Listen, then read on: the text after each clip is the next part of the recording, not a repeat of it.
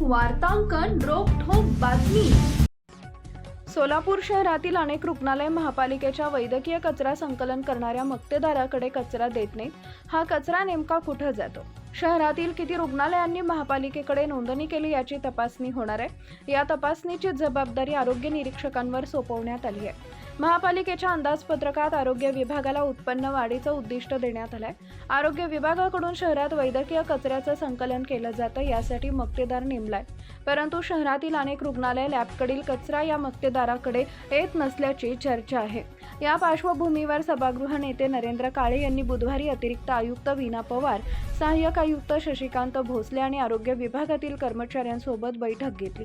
या बैठकीत शहरातील सर्वच रुग्णालयांची पुन्हा तपासणी करण्याचा निर्णय झाला। नोंदणी न करणाऱ्या रुग्णालयांवर दंडात्मक कारवाई करण्याचा निर्णय झाला।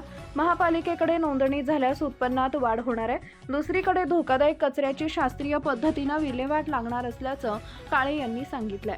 शहरात 1000 रुग्णालयांनी महापालिकेच्या मक्तेदाराकडे नोंदणी केली आहे। आणखी बऱ्याच रुग्णालयांनी नोंदणी केली नसल्याचं दिसून येते, त्यामुळे या सर्वांची तपासणी आवश्यक आहे। यातून पालिकेला उत्पन्न मिळेल, मात्र कचऱ्याची विल्हेवाट लावण्याचा हेतू सफल होणार आहे। CSR फंडातून जुळे सोलापुरात नवे रुग्णालय उभारणे आणि जोडभावी पेठेतील जुना गोलचावडी दवाखान्याचं मल्टी स्पेशालिटी हॉस्पिटलमध्ये रूपांतर करण्याचं आश्वासन वार्षिक अंदाजपत्रकातून देण्यात आलंय।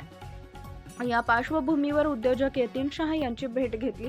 लवकरच आणखी उद्योजकांची भेट घेऊ, पालिकेत एक बैठक आयोजित करू, अशी माहिती सभागृह नेता नरेंद्र काळे यांनी दिली आहे। महाराष्ट्रातील महत्त्वाच्या आणि ताज्या बातम्या पाहण्यासाठी आमच्या जय हो न्यूज चॅनलला सबस्क्राईब करा आणि बेल आयकॉन प्रेस करा।